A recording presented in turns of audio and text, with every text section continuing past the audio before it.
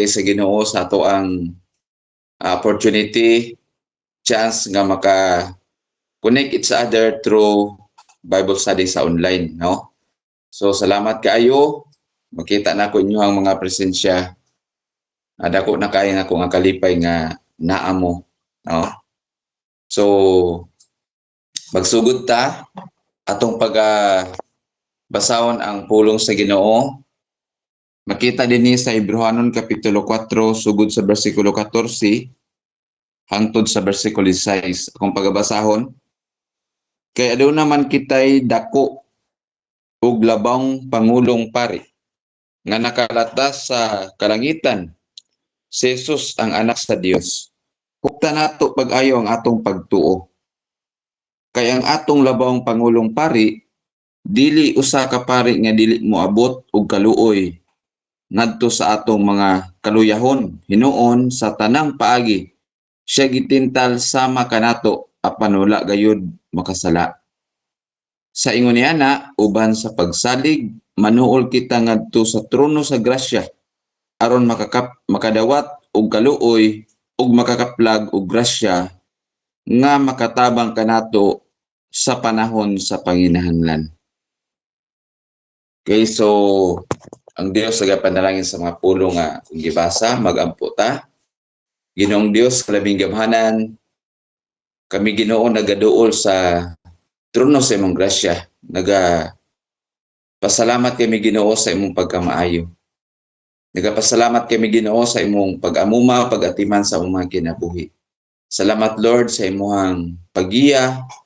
Salamat sa Ginoo sa imong pag-extend sa imong kinabuhi, higayon kauban sa among mga kaigsuonan nga niya sa layong mga lugar alang sa Ginoo sa ilang mga pagpaningkamot.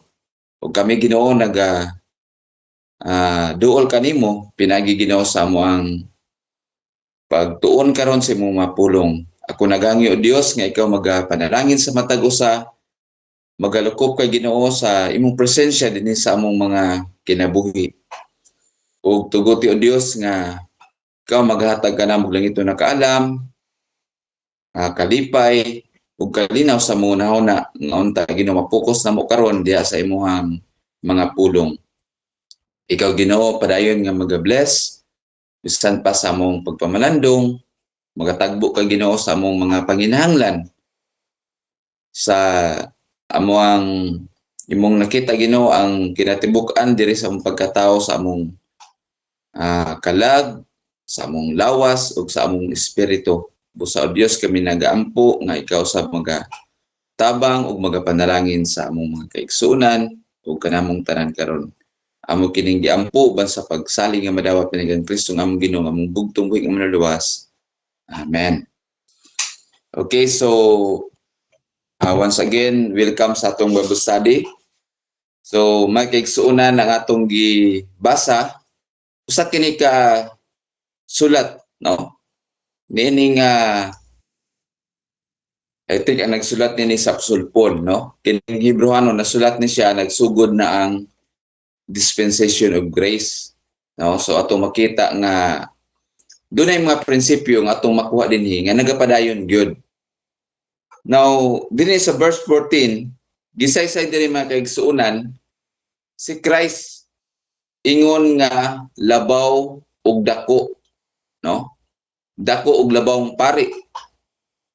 Nga di lang kay pari nga tawhanon nga ordinaryo sama sa mga pari sa Old Testament kundi siya experientially nakasinati gud sa atong nature, sa ato ang kanang gitawag nga kinaiya ingon nga tawo kay nagpakatawo sab siya ug wala gid siya nakasala. So ato makita dinhi nga ni siya pangusga nato atong pagtuo dinha kang Ginoong Kristo kay si Ginoong Kristo mao ang makahatag kanato sa kanang gitawag nga tinuod nga kapahulayan. Okay, mga kaigsuonan, si Ginoong Kristo ingon nga matinud-anon, no? Faithful nga daghan mo kay nig-opisis gidala si Christ, no? Dila siya labang pari. Kan pud siya king, head of the body of Christ, propeta siya unya kanang daghan kay ni siya og kanang opisis, no? Now ato makita nga makasalig gid ta, no? Ingon sa ang Biblia, pangusga nato ang atong pagtuo diha kang Kristo aron kita makakaplag og kaluoy gikan sa Dios. So sa unsang paghihama kay igsuonan, pinaagi sa atong pagduol diha kang Kristo by faith, no? Pinaagi sa atong pagtuo muduol ta diha kaniya makakaplag gyud tag kapahulayan. Okay, so unsa kani nga kapahulayan mga kaigsuonan nga gisgutan din sa pulong sa Ginoo. Unsa kani nga kapahulayan nga gusto niya nga matagamtaman masinatian sa tanan nga nagatuo diha kaniya. Sa bersikulo 16 mga kaigsuonan akong pagbabasahon pagbalik, no. Ningon dinhi ang pulong sa Ginoo. Verse 16. Sa ingon ni ana uban sa pagsalig manuol kita ngadto sa trono sa grasya aron makadawat og kaluoy og makakaplag og grasya nga makatabang kanato sa panahon sa panginahanglan. Okay. So nagisgot siya makaigsunan og need, no, mga panginahanglan. I know nga kitang tanan do na gid tay mga panginahanglan. Gisulti din makaigsunan, gi-compare makaigsunan ang kinabuhi sa mga Israelites, no? Sa previous nga mga bersikulo gisgutan ko atong tanan ng background ani nga libro. Gisulti dinhi nga di ba ang katawan sa Israel gikan dito sa Ehipto, naganto sila pag-ayo sa kasakit tungod kay nahimo silang ulipon.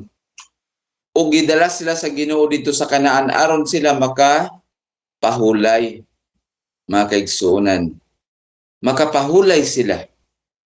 Makatagamtam sila sa pangapanalangin nga gikan sa Dios kadagaya matud pa usa ka lugar, usa ka yuta nga nagaagas ang dugos ug ang gatas. Nagaisgot nga makaigsunan sa abundance kanang madagayaon nga kinabuhi. Pero matud pa sa Biblia, bisan tuod sila gidala gipagawas ni Moses, gidala sila ni Joshua ngadto sa yuta nga saad. Pero matud pa sa pulong sa Ginoo, wala sila makatagamtam sa tinuod nga pahulay.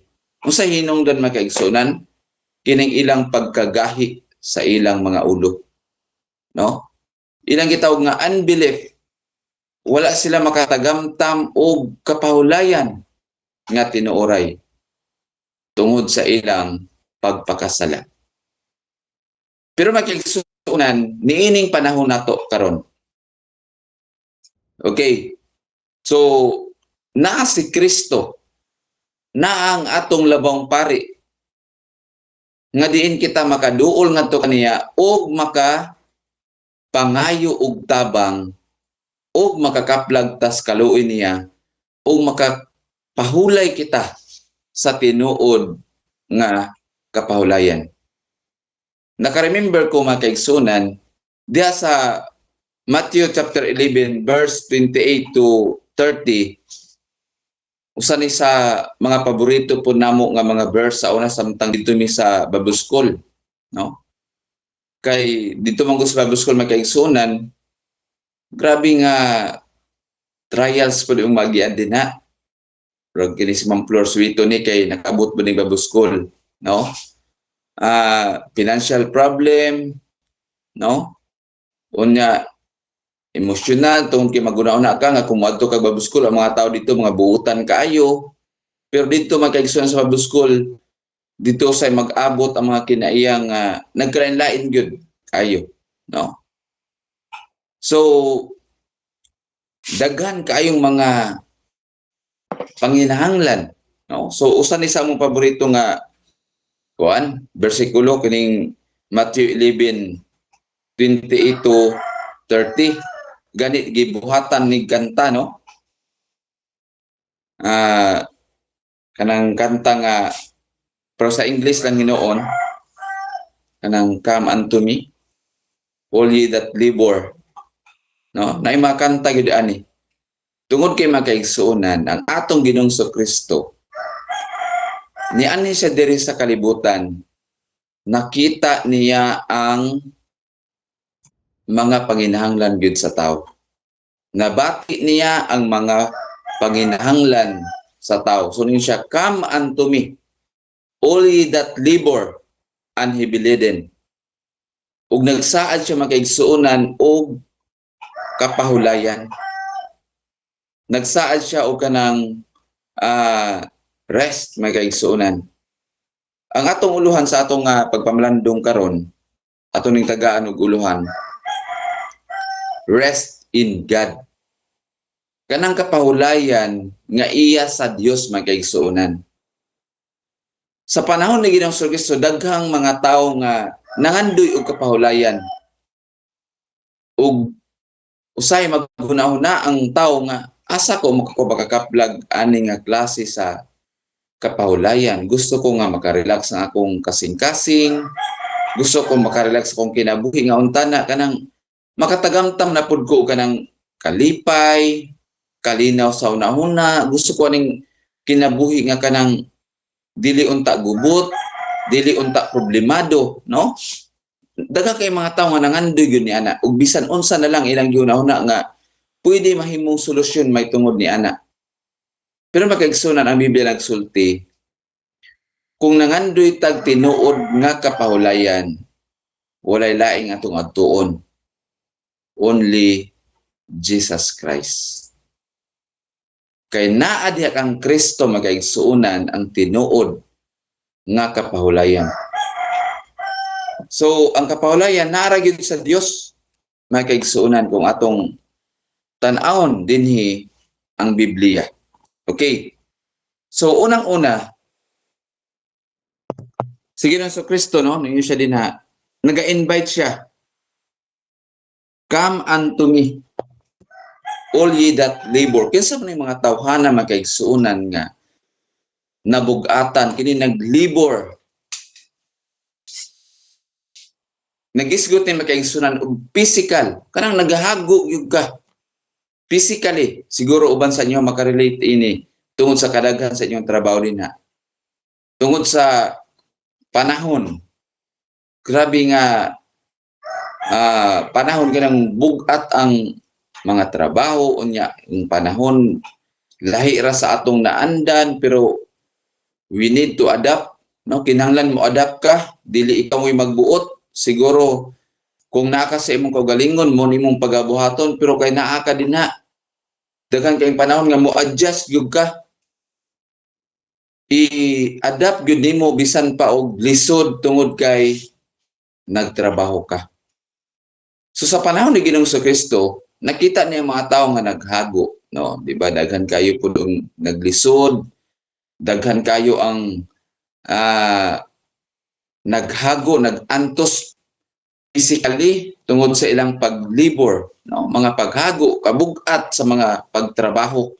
Usay tungod kay doon natay giapas, doon natay pangandoy atong bunugon kanunay ang atong lawas, no? Hago kaayo. Tungod kay doon na kay gipangandoy nga unta makatagamtam ka sunod ni anak nga mga paghago ug karuhay mga kaigsuonan. Di ba daghan kay mga tawo nga sa imong mata dugay matulog sa gabi kay doon na gyud pangandoy nga kahayahay. Pero makaigsuonan usahay sa atong kaugalingon dili nato ni makaplagan. Pero ang tinuod nga kapahulayan naalamang dinha kang Ginoong Kristo. So nag-invite siya. Duol ka mo dinhi kanako, no? Nag-invite siya makaigsuonan physical strength, physical rest makaigsuonan diha lamang nato kini makaplagan kang Ginoong Kristo. So nagdaghan kayong naghago physically sa panahon ni Ginoong Kristo. Nag-hard work, no? Kabugat, no? Say magmatakag sayo para mo trabaho na. Nagkinahanglan ka nga mudugay po kag undang kay dunay nagbuot sa imuhang oras. May kaigsunan physical nga mga panginahanglan, physical nga kanang gitawag nga kapahulayan, nagkinahanglan ta og kusog. Pero pasalamat ta sa atong Ginoo makaigsuonan. Munang di kita mo malimot sa pagduol kaniya, pinaagi sa atong pagampo. Bisag kapoy na kaayo ang atong trabaho, katulugon na gyud kaita, maglitok gyapon ta sa atong mga pagampo makaigsuonan. By faith, no? Pinaagi sa atong pagtuo, duol ta diha sa Ginoo. Kaya muna giingon dito sa Hebrews, muduol ta diha sa Ginoo. Kay doon na tayo labang pari nga nahibalo og naluoy dinhi kanato. So, maglitok kita sa atong pagampo makaigsuonan. Ug matingala ta bisag grabe nato kakapoy na nang pagtulog nato, pero pag matas buntag naar gyapon kusog nato nga gihatag sa Ginoo. Makapadayon ta sa atong mga buluhaton. So, physical, nag-invite ang Ginoo, muduol ta diha sa Ginoo pinagi sa atong paghampo. Physically, ang Dios mao ang maghatag kanato sa kusog. Siya ang source makaigsuonan diri sa atong mga panginahanglan. Ug kining panginahanglan nga gisgutan diri sa Hebrewanon makaigsuonan, di lang ni kay isa ka side. Tanan nato nga panginahanglan nakita kana sa Ginoo. So mo na nga muduol ta diha sa Ginoo. Tungod kay nag-invite siya nga kita makapahulay na nang gitawag nga tinuod nga kapahulayan nga naa sa Dios. Unang-una, nag-invite siya kanato physical. Muduol ta ngadto sa Ginoo. Dal-o nato ang atong physical nga mga panginahanglan. Muna dito sa Ephesians chapter 6, nag-diskut din na nga praying with all prayers. Pag-ampo kamo sa tanang pag-ampo. So, tanang pag-ampo ang gisgutan makaigsuonan apil lang atong gitawag nga physical nga mga panginahanglan. So, ang pinaka importante lang gyud dinhi sa pulong sa Ginoo nga kinahanglan ang atong tinuod gyud nga pagtuo. So, daghan kay mga tao dinhi no nga na nagduol sa Ginoo, pinaagi sa ilang pag-ampo, pinaagi sa ilang pagtuo, ug sila wala gyud napakyas mga kaigsuonan. So, kung doon na kay kakapoy, doon naman gitay kakapoy mga kaigsuonan sa atong physical. Namon gitay mga kanang gitawag nga batio na to ang kaluya, kakapoy. Pero modul ta diha sa Ginoo makaigsuonan ug makakaplag gyud ta og kanang gitawag nga kusog nga gikan sa Dios aron kita makasurvive ug maka-sustain sa ato ang mga buluhaton, no? So munay pinakauna mga kaigsuonan. Ikaduha, di lang kay ang physical nato atong dalon diha sa Ginoo, no? Tungod kay ang Ginoo na luoy ug nahigugma kanato may tungod niya na, no? Nag-invite siya kanang moduol ta dinha kita nga nabug-atan, kita nga nagahago, no? Ikaduha makaigsuonan, naga-invite pud ang atong Ginoong Kristo nga moduol ta diha kaniya sa atong emosyonal. Usay makaigsuonan, ang kahago sa atong lawas unya madungagan pa gyud sa atong kahago emosyonal. Daghan kay mga tawo nga naghago emosyonal makaigsuonan diha sa ilang pagbati ba. Usay siguro pagbati sa relasyon sa amo ug sa inyuha, no? Or sa emosyonal nga problema sa pwede sa mag-asawa nga may makapabugat sa kasing-kasing, di ba? Or sa mga igsuon or bisan unsa sa mga kaubanan. Labi na og manarbaho ta may kaigsuonan di gyud nato ma-control ning mga kinaiya sa atong mga kauban. Usay kung imong seryosohon, pwede jud ka makita og kalaban, no?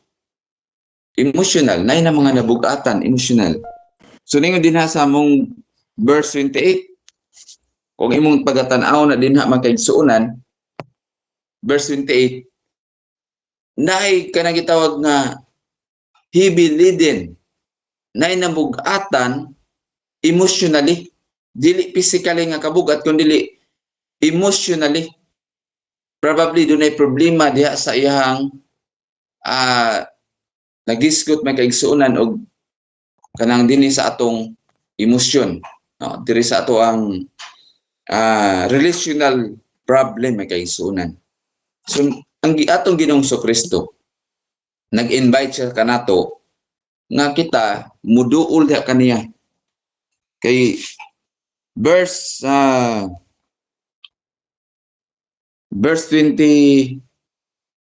diri sa verse 15 may kaigsuonan ningon dinhi ang pulong sa Ginoo.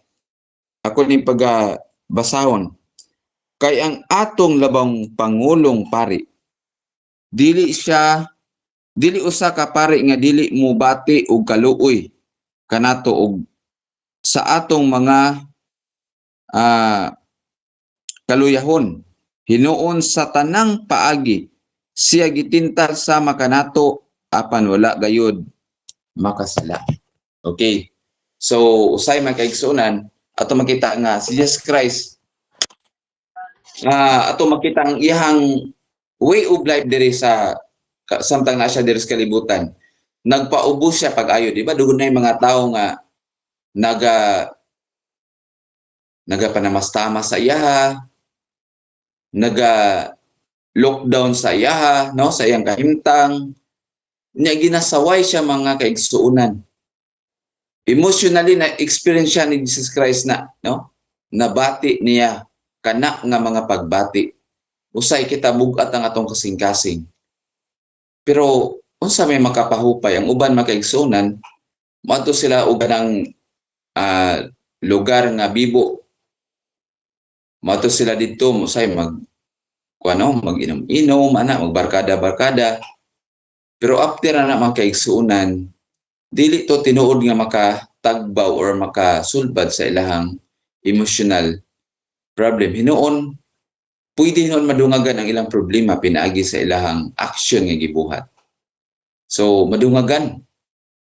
Pero kung kita mo duol din ang Ginoong Kristo makaigsuonan, masulbad ang atong mga problema emotionally. So nag-invite ang atong Ginoong Kristo. Kung doon na kita yung mga problema emotionally, usay makaigsuonan kining mga kabalaka. Kining mga kabalaka moabot ka nato. Emotional gyapon na siya nga mga problem. Kining kabalaka makaigsuonan ang Dios dili gid siya gusto niini nga atong bation kining kabalaka. Kay matud pa ang kabalaka assuming that there is no God. Kada bang ora kag nagahuna-huna ka nga wala kay kaduulan, walay Dios nga mubati sa imong problema, walay Dios nga imong kapangayuan sa imong mga panginahanglan. Muna nga ang pagwori, si Jesus Christ nagtudlo nga ayaw gyud mo kabalaka, sabisan unsang mga butang. No? Ug si Apostol Paul sa atong panahon karon, unsa gingon niya dinha sa Philippians 4:6 siya, be careful for nothing but in everything by prayer and supplication with thanksgiving, let your requests be made known unto God. Ayaw ka mo kabalaka sa bisan unsang butang. Usay makaigsuonan, ningon ang Biblia nga ayaw ka mo kabalaka sa inyong future kay nga naman. Wala man ka og nagbalaka kay urag imo nang gipas-an ang problema. Muna nga dili ta magbaton may kaigsuonan og problema. Kung doon na kay problema karon ipahibalo dayon sa Ginoo. Itugyan na dayon sa Ginoo. Ayaw pagdaldalag problema nga nagproblema ka karon. Unya pagkaugma gidalag yapon to ning mga problema. Pagkaugma gidalag yapon ning mga problema. Bugat na kayo makaigsuonan dire sa atong kinabuhi. So muna nga kung doon na kay problema sa imong kinabuhi, once and for all itugyan na sa Ginoo og tuguti ang Dios nga mohimo ana sumala sa imong gipangayo ug ayaw na dala-dala ang problema mga kaigsuonan.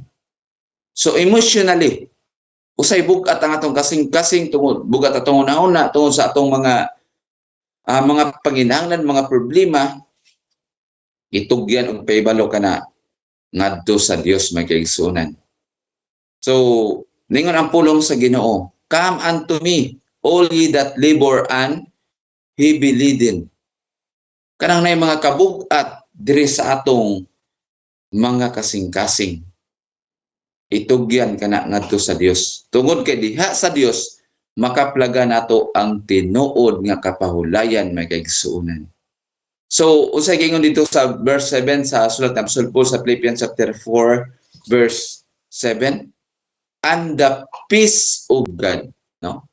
Ang kalinaw sa Dios magauban kanato, no?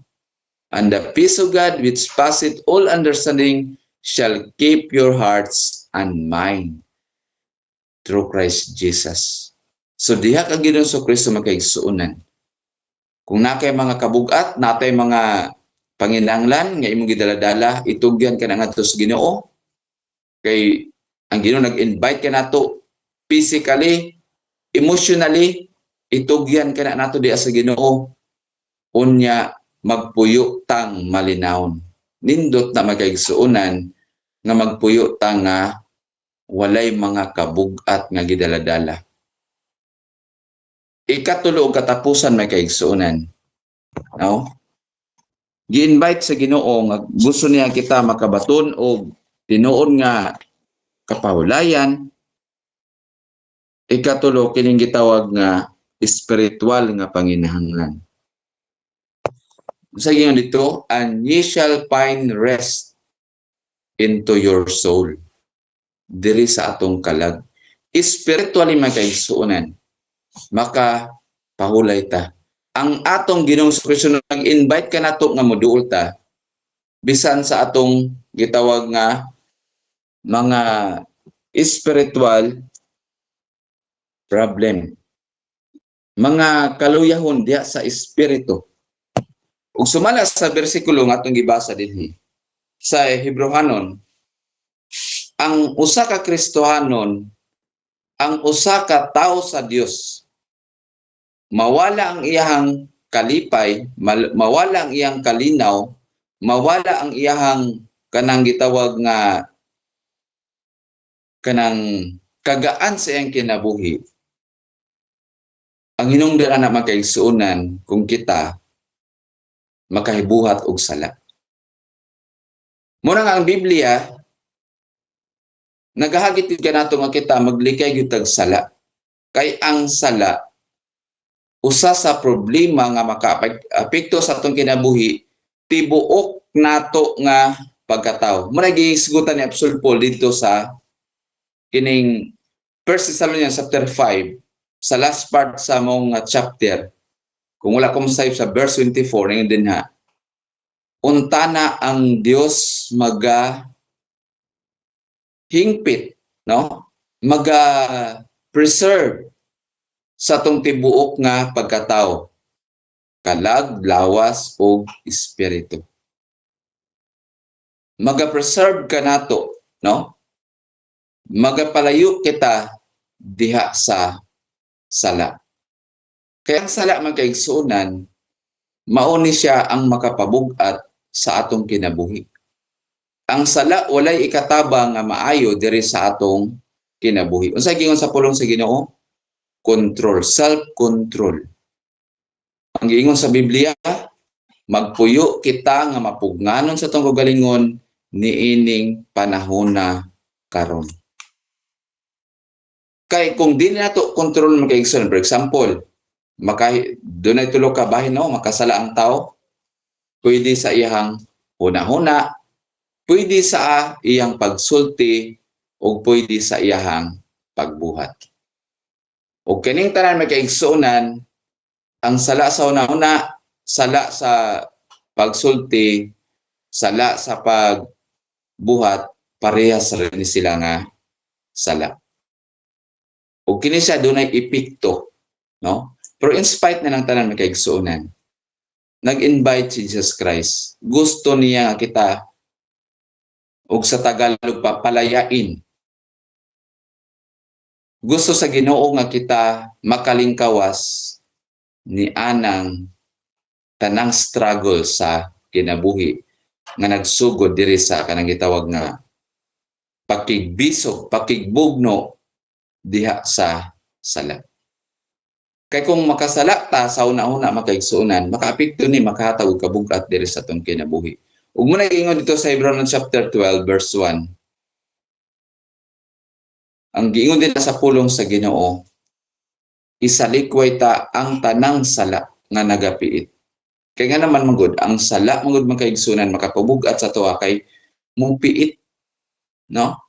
Muna nga nag-invite ang atong Ginoo nga kung mahimo kita mopalayo siya, abstain from all appearance of evil. Likaya nato ang tanang dagway sa pagkadautan. For example karon, pwede ta makasala sa una-una, no? Makauna-una tag dili maayo, makapangandoy tag dili maayo. Nasa una-una ra na, kana mangandoy kag dili maayo, maghunaw na kag dili maayo, samot na gyud og bation na gyud na nimo, no? Isulti na gyud nimo, makasulti kag dili maayo, mga sala, no?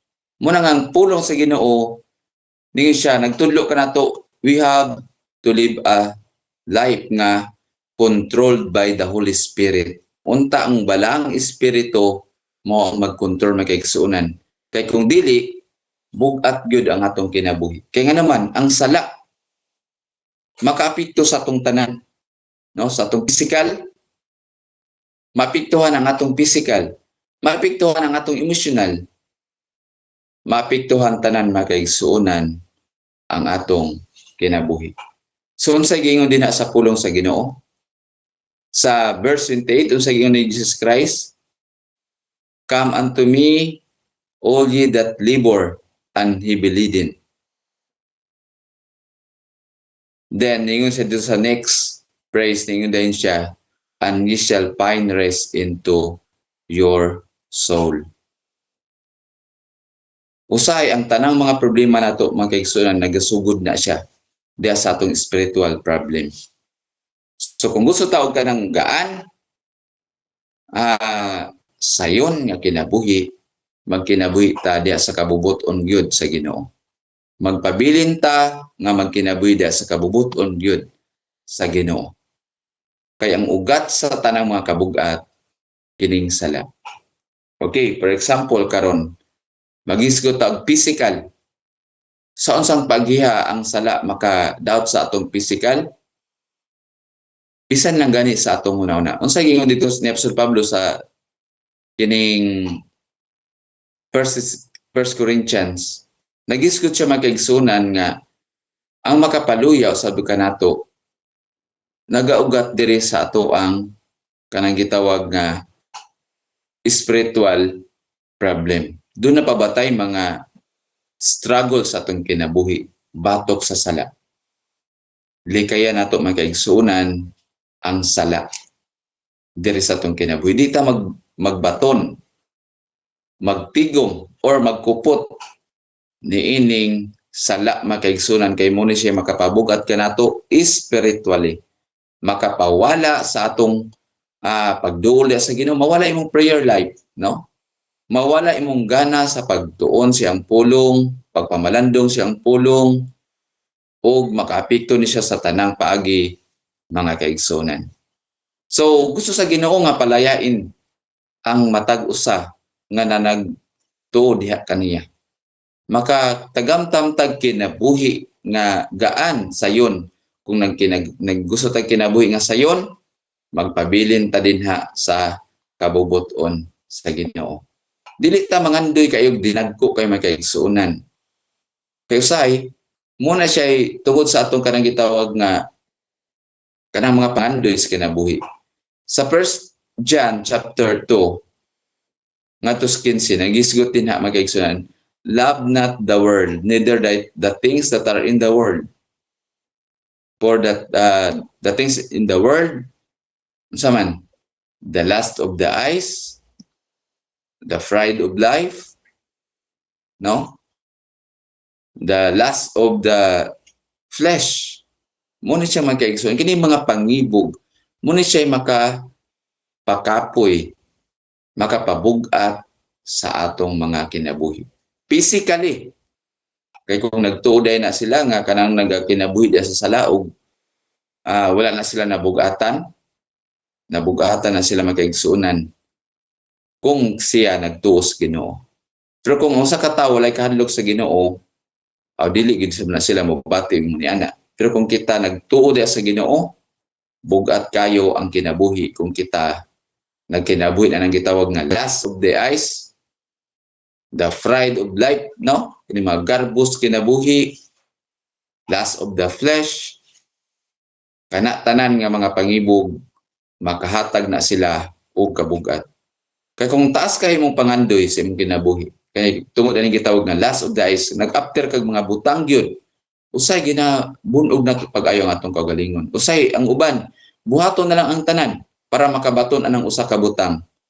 Grabe kabugat kaayo. O dilin amoy kabubuton sa Ginoo, dilin amoy gusto sa Ginoo nga atong ikinabuhi everyday, gusto sa Ginoo nga kita magkinabuhi nga naay kalinaw, no? So kung doon naman tayo mga panginahanglan, ayaw na lang ipaagi og kanang mga pangibog makaigsunan, isulti ka na ngadto sa Dios. Kay matud pa sa iyang saad, Philippians 4:19, but my God shall supply all your need according to His riches in Christ Jesus. So, panginahanglan, material, physical, emotional, spiritual, magkaigsunan, kini naa sa Ginoo. So, ang atong pagpamalandong, kung nangandoy ta og kapahulayan, kalinaw nga gikan sa Dios kanang tinuod gyud, diha lamang nato makaplagan ang Ginoong Kristo. Ang mga Israelites magkaigsunan nganong wala sila nakakabaton og kapahulayan dito sa Land of Promise tungod sa ilang mga pangibog. Tungod sa ilang mga pangandoy, tungod sa ilang pagkadili matinoon, tungod sa ilang pagka masinupakon diha sa Ginoo. Gidala na gid sila sa Ginoo dito sa dapit usa ka lugar nga naagid doon ta dito ang kapahulayan. Pero tungod sa ilang pagkagahi sa ilang mga ulo, wala sila nakabaton. Sumala sa atong bersikulo, kung imong basahon na ang Hebrehanon chapter 4, sa first part ani, gisgutan nila ang mga Israelites, nangadto sila dito sa Land of Promise, pero wala sila nakatagamtam og tinuod nga kapahulayan tungod sa kagahi sa ilang mga ulo.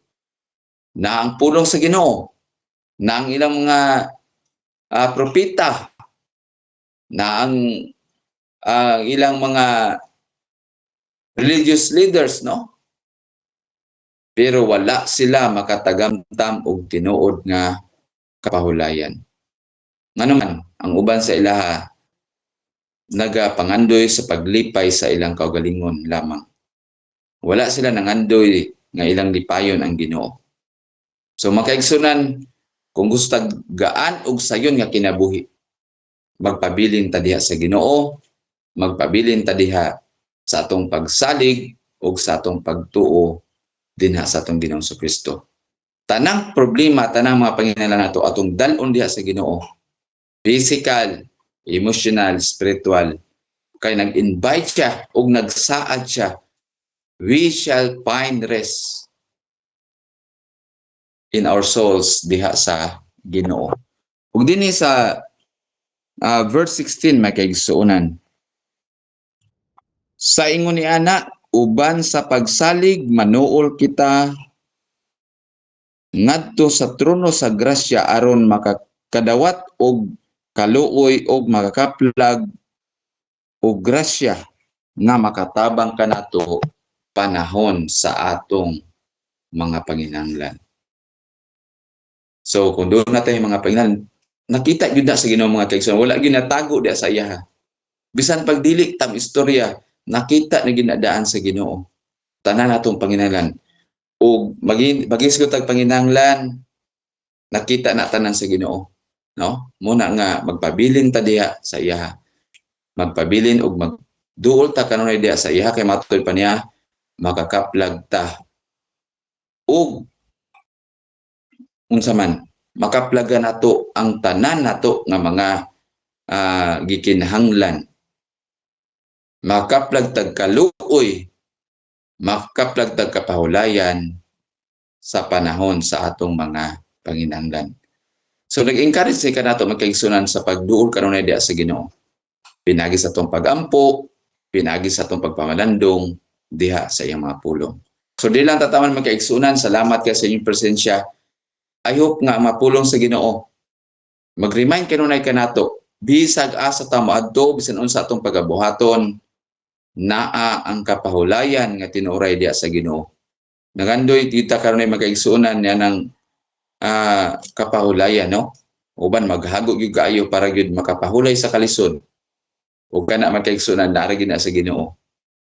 Diha ta moduol kanunay sa Ginoo. Kay naa kaniya ang tanan, siya ang tuburan sa atong mga panginahanglan sa atong kinabuhi. Magampo ta, Ginoong Dios nga labing gamahanan. Salamat kay Ginoo tungod kay naga-invite ka kanamo Ginoo. Tungod kay ikaw ang Dios nga nahibalo sa among tibuok nga kinabuhi. Nahibalo ka Ginoo sa among mga panginahanglan, sa among mga pangandoy, sa among mga tinguha, sa among ginasinati. Nakabalo ka Ginoo sa among past, sa among present ug sa among future. Tabangi kami Ginoo nga kami magapabilin diha kanimo. Tungod kay diha kanimo Ginoo makaplaga namo ang tinuod gayod nga kapahulayan. Tinuod nga kalinaw. Na kanimo Ginoo ang tanan. Busa lig-unang matag usa amahan ug ikaw Ginoo maga-bless. Bisan pa sila mga pagpaningkamot sa ilang mga tinguha. Nagsakripisyo sila Ginoo, gibiyaan nila ilang pamilya. Gibiyaan nila Ginoo ilang mga hinigugma. Physically tungod sa ilang mga pagpaningkamot sa layo nga lugar. I-bless Ginoo ang ilang mga plano. Ikaw Ginoo magatultol o magiya kanunay nga kini maplastar aron ilang makabot o Dios ang ilang mga tingwa pinagi sa imong grasya, pinagi sa imong pagtabang. Ikaw Ginoo magalig-on physically, maghatag ka ganilang kusog, emotionally ug spiritually, lig-una sila Ginoo nga dili sila madala ug dili sila matintal sa naglain-lain Ginoo nga mga paagi ning kalibutana. Paglingla Ginoo aron nga masimang diha sa imong katuyuan. Tungod sa mga pangibog nining kalibutana. O Dios ako nagaampo nga ikaw maga-provide sa among mga panginahanglan sa kanunay. Pinagi Ginoo sa imong mga pulong nga among pamalandungan. Kining tanan among giampo uban sa pagsalig nga kung doon naman Ginoo ko ka mga kaubanan namo nga naa sa mga physical nga mga panginahanglan tungod sa balatian, ikaw Ginoo magahigap pinagi Ginoo sa imong gamhanang kamot nga ilang mabatnan o Dios ang kaayuhan, mabatnan nila Ginoo ang kusog, makapadayon sila dahil sa mga buluhaton. Kung napod sila Ginoo sa makaluya sa espiritu, ikaw Ginoo ang magalig-on o mag-aaga kanunay kanila. Magadala kanila diha sa imong kabubuton aron nga sila makabaton og kalig-on sa pag-atubang, sa pagsukol sa mga naglain-lain Ginoo nga mga paagi nining panahon na karon. Salamat Lord tungod sa imong pag-invite kanamo nga ikaw nagapasalig nga kung kami moduol diha kanimo, ikaw dili gyud mo talikod ug dili gyud magabiya kanamo. Kining tanan among gisalig nga madawat ni kang Kristo ang Ginoo. Amen. Okay, so salamat kay mga igsuon.